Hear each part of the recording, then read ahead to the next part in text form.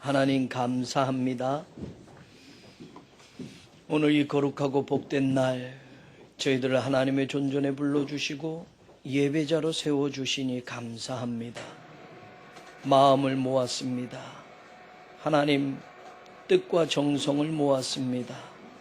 우리가 드리는 찬양과 우리의 기도를 들어주시고 주시는 말씀에 힘을 얻게 하시고 용기를 얻게 하여 주옵소서.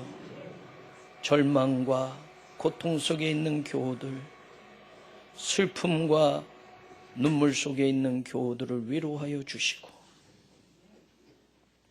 마른 뼈들이 질비한 골짜기에 생명의 바람이 불어온 것처럼 사랑하는 교우들의 모든 삶의 자리에 하나님의 생명의 바람이 불게 하옵소서. 예수님 이름으로 기도합니다. 아멘. 이번 주간 우리는 미국 버스턴에서 열렸던 마라톤 대회에서 일어났던 테러에 대한 소식을 들었습니다. 처음 기사에 신문에 나왔을 때 사진 한 장이 각 일간지 앞면을 장식했습니다.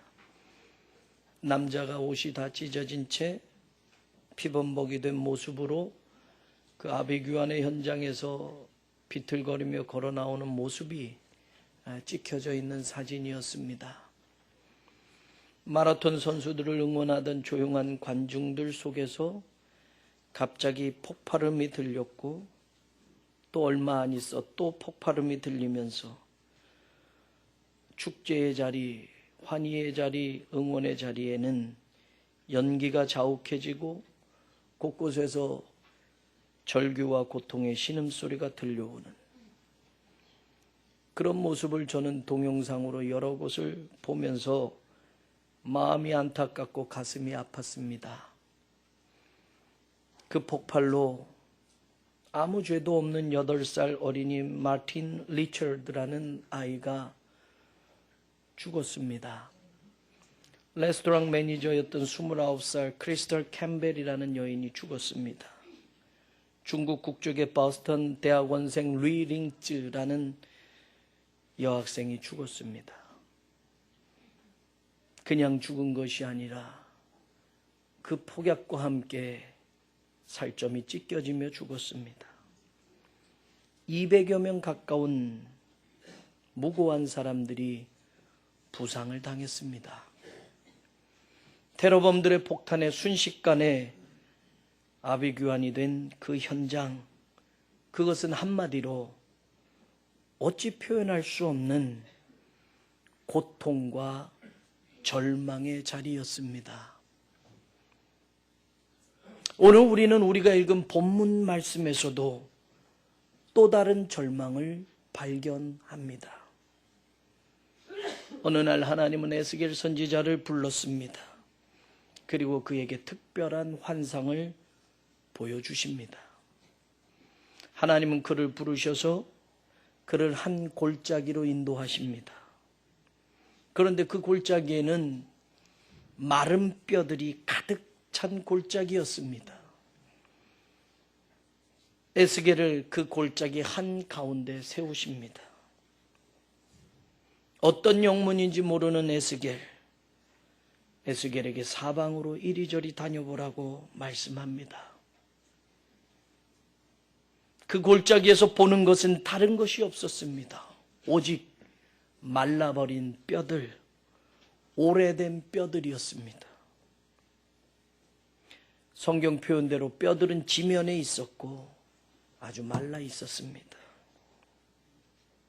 상당히 오래된 그런 뼈들이었다라는 겁니다.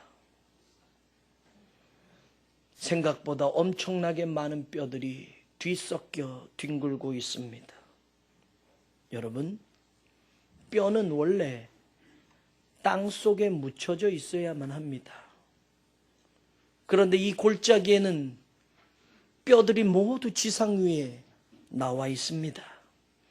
한 개, 두 개 아니라 골짜기를 가득 메우게 수많은 뼈들이 말라 뒹굴고 있습니다. 흉하고 더럽습니다.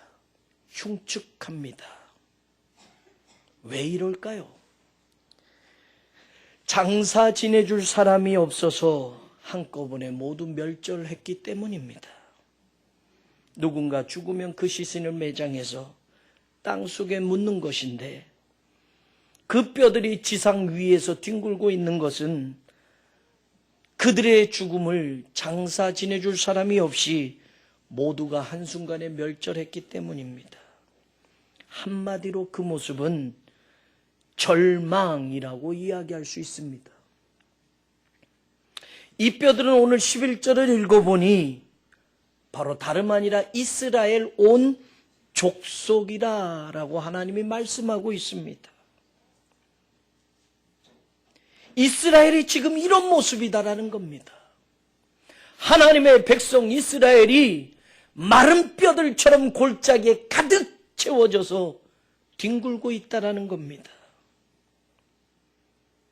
지금 에스겔과 이스라엘 백성들은, 정확히 유다 백성들은 기원전 597년 유다왕 여호야긴과 함께 바벨론의 포로로 붙잡혀 와 있습니다.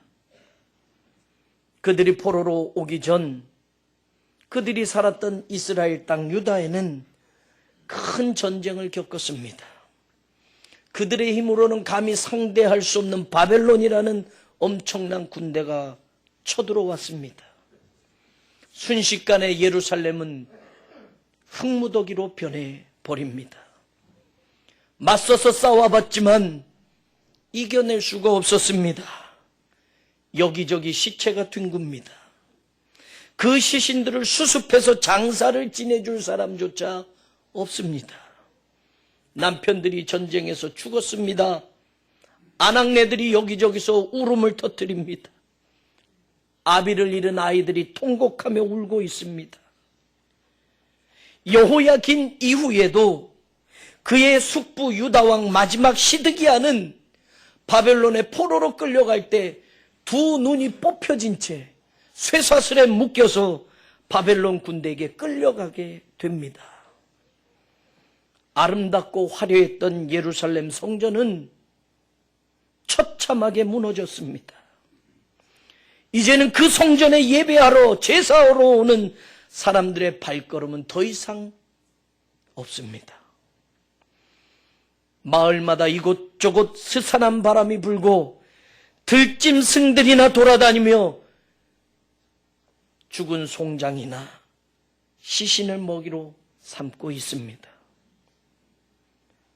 바벨론의 포로로 끌려온 사람들은 그나마 목숨을 부지하기는 했지만 자기가 살던 땅, 자기 나라를 잃어버렸고 하나님을 예배하던 성전이 부서졌고 가족이 죽었고 뿔뿔이 흩어져 이국 땅, 바로 그 바벨론의 포로로 끌려와 앞으로 어떻게 살아야 할지 막막하기 그지없습니다.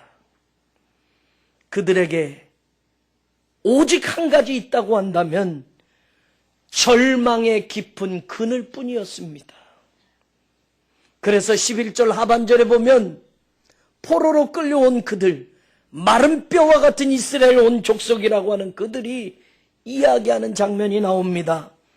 그들이 이르기를 우리의 뼈들이 말랐고 우리의 소망이 없어졌으니 우리는 다 멸절되었다 하느니라.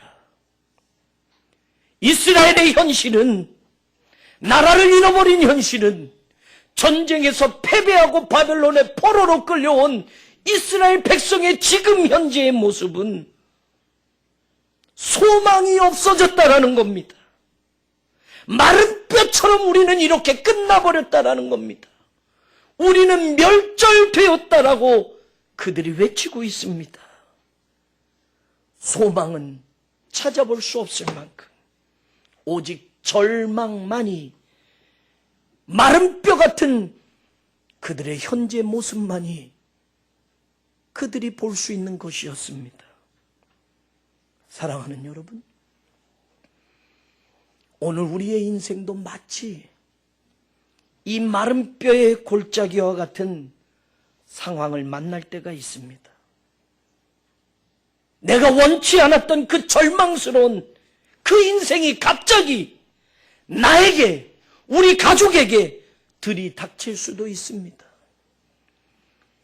지난 주간 35살의 젊은 나이에 암으로 8살, 5살 두 딸을 남긴 채 소천한 우리 교회 권사님의 며느님의 장례가 있었습니다.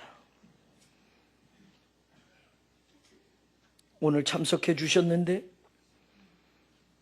저는 장례를 집례하면서 그 남편의 눈물과 어린 두 딸의 눈망울을 보면서 아직 엄마를 잃어버린 그 슬픔이 무엇인지 모르는 그 눈망울을 보면서 그 가족의 고통과 그 가족의 슬픔과 그 가족의 절망스러운 괴로움에 이 세상 말로는, 어떤 말로는 위로할 수가 없었습니다. 우리도 마찬가지입니다. 희망을 노래할 수 없을 만큼 절망이 찾아올 때 우리는 너무나도 연약한 우리 자신을 발견하게 됩니다. 인생의 고난이 찾아와서 그 고난이 내 인생에서 쉽게 떠나지 않을 때, 원치 않는 그 고난이 우리 가정에 찾아와서 절망의 한숨으로 바꿔놓을 때 우리는 희망을 노래할 수 없을 만큼 고통의 깊은 그늘 속에 빠지게 됩니다. 하나님, 우리 가정이 회복될 수 있겠습니까? 하나님, 제가 다시 건강한 몸을 가지고 살아갈 수 있겠습니까? 하나님, 제 인생이, 실패한 이 인생이 다시 소망을 가질 수 있겠습니까? 하나님, 우리나라가 전쟁의 위협에서 평화를 지켜낼 수 있겠습니까? 여러분, 신앙적으로도 마찬가지입니다. 만약에 우리에게, 교회를 다니고 하나님을 믿는다고 하는 우리에게 신앙생활의 기쁨과 감격이 사라졌다고 한다면 우리는 지금 에스겔이 보는 그 마른 뼈가 가득한 골짜기와 같은 신앙의 길을 걸어가고 있다라는 것, 그것과 다를 바 없다라는 것을 기억하시기를 원합니다. 주님 일을 하기는 하는데, 주님께서 주신 사명을 감당하기는 하는데, 나에게 헌신과 열정이 사라져 있다고 한다면 어쩌면 내가 바로 그 마른 뼈 골짜기에서 뒹구는 마른 뼈일 수도 있다라는 것. 하나님의 말씀은 듣습니다. 하나님의 말씀은 날마다 듣습니다. 그런데 언제부터인가 말씀을 들어도 내 가슴에 감동이 없고 말씀에 대한 기대가 사라져 버렸다고 한다면, 언젠가부터 내 눈에서는 눈물의 기도가 메말라 버렸다고 한다면, 언제부턴가 살기는 사는데 삶에 대한 진정한 감사가 내 인생에서 사라졌다고 한다면, 지금 에스겔이 있는 그 마른 뼈 골짜기는 어쩌면 바로 우리의 심령 상태를 가리키는 것일 수도 있습니다. 하나님께서는 마른 뼈들을 보면서 절망하고 있는 에스겔에게 질문합니다. 이 뼈들이 능히 살 수 있겠느냐? 이 뼈들이 능히 살 수 있겠느냐? 이 말씀은 말라버린 뼈들이 뒹구는 그 현실 속에서 생명이 보이느냐? 절망과 고통의 인생 속에서 에스겔아, 희망이라는 것이 보이느냐라고 물으시는 하나님의 말씀입니다. 에스겔은 자신 있게 대답하지 못합니다. 아무리 생각하고 또 생각해 보아도 여기저기 뒹구는 그 마른 뼈들을 보면 볼수록 도저히 그것들이 살 수 있을 것이라는 생각을 할 수가 없습니다. 그리고 그는 주께서 하십니다라고 에스겔은 절망뿐이 보이지 않는, 여기에선 희망을 볼 수 없는 것인, 자신할 수 없는 것인 그 대답을 하고 맙니다. 그런 에스겔에게 하나님은 너는 이 뼈들에게 외쳐라 라고 말씀합니다. 너희 마른 뼈들아, 여호와의 말씀을 들을지어다. 내가 생기를 너희에게 들어가게 하리니 너희가 살아나리라. 너희가 살아나리라 라고 외치라고 하십니다. 희망이 있다라는 거예요. 그 절망의 골짜기, 사망의 골짜기에 언젠가 분명 생명의 바람이 불어올 것이라고 외치라는 겁니다. 에스겔은 하나님이 시키시는 대로 그 뼈들에게 외쳤습니다. 그랬더니 갑자기 소리가 들립니다. 흩어져서 뒹굴던 그 뼈들이 움직입니다. 제각각 뒤엉켜졌던 그 뼈들이 서로의 짝을 맞춰서 제짝끼리 연결되기 시작합니다. 여러분 한번 상상해 보십시오. 모든 골짜기 지면에 아주 가득한 뼈들인데 그 뼈들이 서로를 찾으며 달그락 두둑두둑하며 서로 맞고 있습니다. 서로 짜맞춰지고 있습니다. 그 소리가 그 골짜기에 메아리치고 있습니다. 뼈들이 맞춰진 것뿐만이 아니라 맞춰진 뼈들에 힘줄이 생기고 힘줄 위에 살이 붙고 살 위에 피부가 덮이며 그 골짜기에 뒹굴던 그 뼈들은 사람의 형상으로 바뀌어집니다. 그런데 사람의 형상으로 회복되어졌지만 뼈에 힘줄이 생기고 살이 있고 피부가 덮여서 사람이 되기는 했지만 문제는 아직 바닥에 그대로 뉘어져 있다는 겁니다. 사람의 형상으로 회복되기는 했지만 죽은 사람입니다. 마른 뼈들과 별반 다를 바 없습니다. 아무런 일도 할 수 없습니다. 일어서지도 못합니다. 움직이지도 못합니다. 이 모습은 뼈들이 되기 전에 죽은 시체의 모습 그대로입니다. 뼈나 죽은 송장이나 아무런 일을 할 수 없는 것 마찬가지입니다. 그때 하나님께서는 다시 에스겔에게 명령을 하십니다. 생기야, 사방에서 불어와서 이 죽음당한 자들에게 불어서 살아나게 하라. 하나님의 말씀대로 외치자 사방에서 생명의 바람이 불어오며 그 바람들이 누워있는 시체와 같은 사람들 속으로 들어갑니다. 10절 하반절을 우리 같이 한번 읽어봅니다. 10절을 보십니다. 10절 전체를 우리 한번 같이 읽어보겠습니다. 이에 내가 그 명령대로 대언하였더니 생기가 그들에게 들어가매 그들이 곧 살아나서 일어나 서는데 극히 큰 군대더라. 여러분, 지금 이 사건은 실제 사건이 아니라 환상으로 보여지고 있어요. 하나님께서는 지금 왜 에스겔에게 이런 환상을 보여주고 계십니까? 도대체 이 환상을 통해 하나님은 무엇을 말씀하려고 하시는 겁니까? 오늘 이 말씀을 읽고 듣는 우리에게 하나님은 무엇을 말씀하고 싶어 하십니까? 그 대답은 11절과 11절 이후에 나옵니다. 또 내게 이르시되 인자야, 이 뼈들은 이스라엘 온 족속이라. 그들이 이르기를 우리의 뼈들이 말랐고 우리의 소망이 없어졌으니 우리는 다 멸절되었다 하느니라.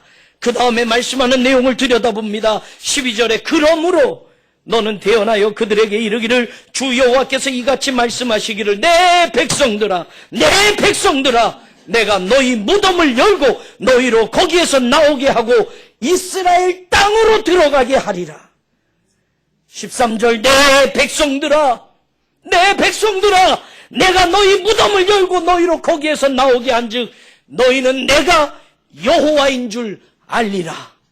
지금 저들은 누구입니까? 마른 뼈처럼 드물고 있는 저들은 누구입니까? 저들은 하나님을 거역했던 이스라엘 백성들입니다. 하나님 대신 우상을 숭배하다가 하나님으로부터 징벌을 받은 자들입니다. 하나님께서 수많은 선지자들을 보내셔서 말씀으로 권면하고 타일러도 끝까지 듣지 않았던 패역한 백성들입니다. 하나님이 몇 가지 들어서 혼을 냈지만 그들은 여전히 강팍하고 그들은 여전히 하나님의 말씀에 귀 기울이지 않았습니다.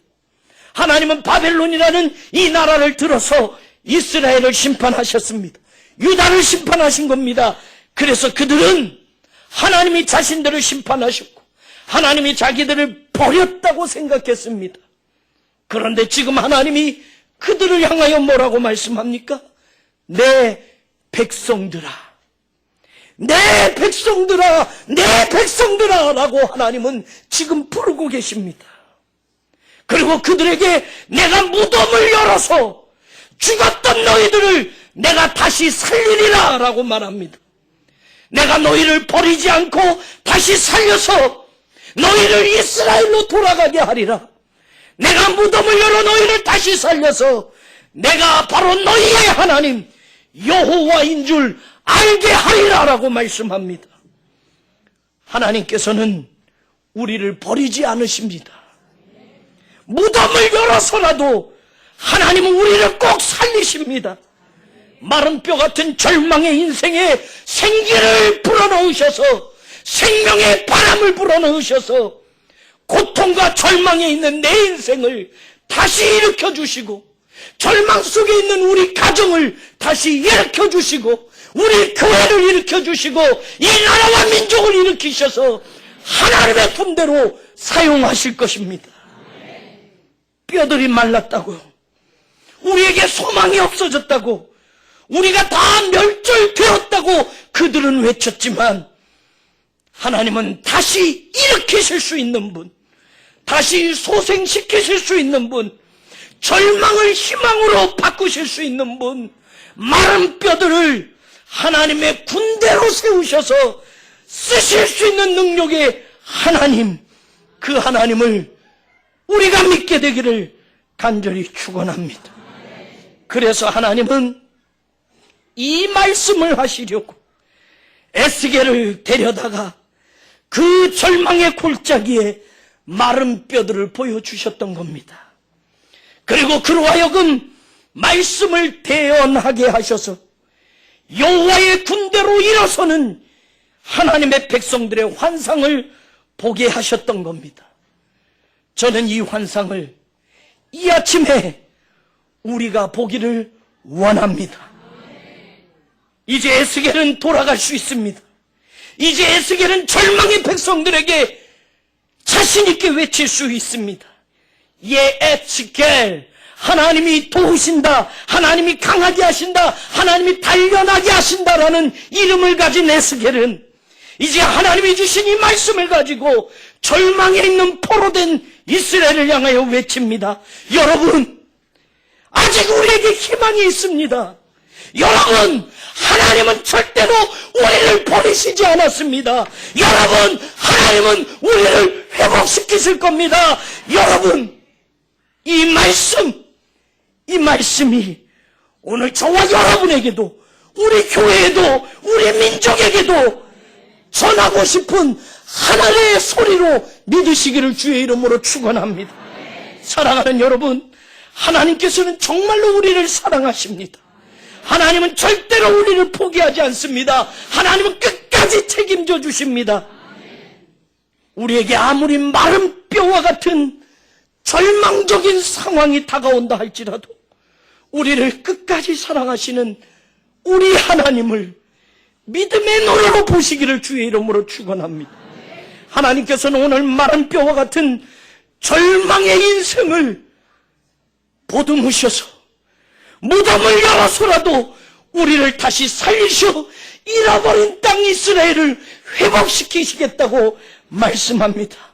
슬픔 속에 있는 여러분, 절망 속에 있는 여러분, 가슴 치는 고통의 눈물을 흘리는 여러분, 하나님이 여러분의 인생을 책임져 주시고 다시 일으키시고 다시 소생시켜 주심을 믿으시기를 주의 이름으로 축원합니다. 오늘 이 마른 뼈가 가득한 골짜기를 새롭게 만들었던 출발점은 무엇이었습니까? 4절에 나와요. 4절에 보니 하나님의 에스겔에게 이렇게 말하게 합니다. 너희 마른 뼈들아 여호와의 말씀을 들을지어다. 마른 뼈들아 여호와의 말씀을 들을지어다. 사랑하는 여러분, 하나님의 말씀이 우리에게 임할 때 변화가 일어납니다. 우리의 가치관이 바뀌고 인생이 바뀌고 운명까지 바뀝니다. 말씀은 모든 것을 새롭게 하시는 하나님의 능력의 근원이 됩니다. 생명이 없는 마른 뼈들조차도 하나님의 말씀을 들으면 하나님의 군대로 다시 일어설 수 있는 능력이 하나님의 말씀 속에 있습니다. 우리의 삶이 새로워지고 변화되기를 원하십니까? 우리 교회가 이 시대에 하나님의 영광만을 높여드리는 교회로 끝까지 쓰임받기를 원하십니까? 여러분 자신과 여러분의 가정이 절망스러운 인생 속에서도 소망을 품고 살아가기를 원하십니까? 하나님의 말씀을 놓치지 마십시오. 하나님의 말씀을 붙잡으십시오. 생명의 바람이 불어올 겁니다. 말씀이 우리에게 임할 때, 말씀이 내 가슴 속에 새겨질 때, 귀가 아니라 하나님의 말씀이 이 가슴을 울리며 들려질 때 성령의 쇠바람이 우리 교회와 우리 가정과 메마른 내 인생에 불어오게 될 것입니다. 생명의 바람, 루아흐, 바로 하나님의 그 성령이 우리의 삶을 변화시키고 말씀과 함께 하나님의 능력을 체험하게 하실 것입니다. 사랑하는 여러분, 여러분의 모습은 어떻습니까? 움직이지 못하는 마른 뼈처럼 능력 없이 신앙생활하고 계시지는 않았습니까? 신앙생활을 하기는 하지만 기가 부서진 배처럼 방향도 없이 그저 물결에 떠다니고 흘러다니고 있지는 않았습니까? 지금 우리가 살고 있는 이 시대에 들려오는 소식들은 탄식과 절망의 소리가 더 큽니다. 고통의 함성, 절망의 신음소리만이 아니라 그 너머에 한번 귀를 다시 대보십시오. 하나님이 부르시는, 하나님이 여러분을 부르시는 사랑의 음성이 들릴 겁니다. 너희가 살아나리라. 너희가 살아나리라. 살아나서 일어나 큰 군대가 되리라. 오늘 우리 모두 이 음성 듣기를 주의 이름으로 축원합니다. 이 뼈들이 능히 다시 살 수 있겠느냐? 예! 다시 살 수 있습니다. 이 뼈들이 능히 다시 살 수 있겠느냐? 예! 하나님의 군대로 일어설 수 있습니다.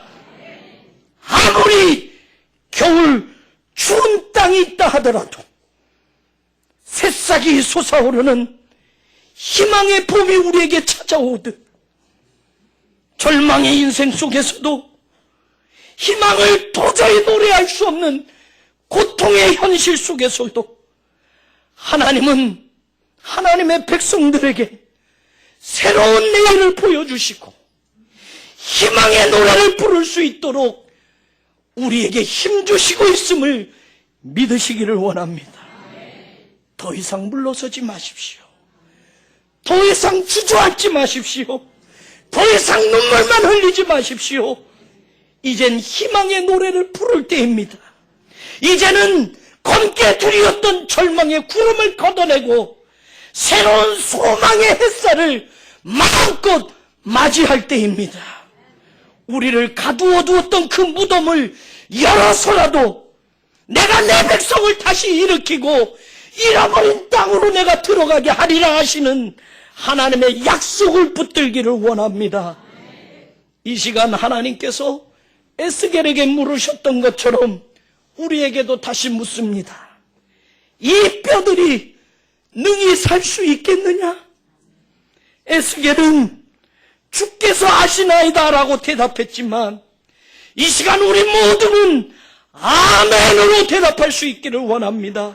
네, 우리 가정이, 네, 제 인생이, 네, 우리 교회가, 네, 우리 조국 대한민국이 하나님의 군대로 일어서서 하나님의 역사를 다시 써내려갈 줄로 믿습니다. 능히 일어설 수 있음을 믿습니다. 이 고백이 오늘 저와 여러분의 고백으로 하나님 앞에 올려지기를 소원합니다. 고마우신 하나님, 아무리 큰 절망과 고통이 우리 인생을 찾아와도 눈물뿐인 인생 속에 지금 살고 있어도 다시 희망을 노래할 수 있게 하심을 믿습니다. 마른 뼈 같은 이스라엘을 무덤을 열고서라도 내가 다시 일으키겠다고 하시는 말씀처럼 오늘 하나님 슬픔을 당한 가정을 위로하여 주시고 저들의 딸들을 하나님 지켜주시고 하나님의 말씀으로 다시 생명의 바람이 불어오는 희망을 노래할 수 있는 인생을 꿈꾸게 하여 주옵소서. 이 나라와 이 민족을 들어서 주시고 우리 교회를 들어서 주셔서 하나님의 군대로 사용하여 주시옵소서. 예수님 이름으로 기도합니다. 아멘.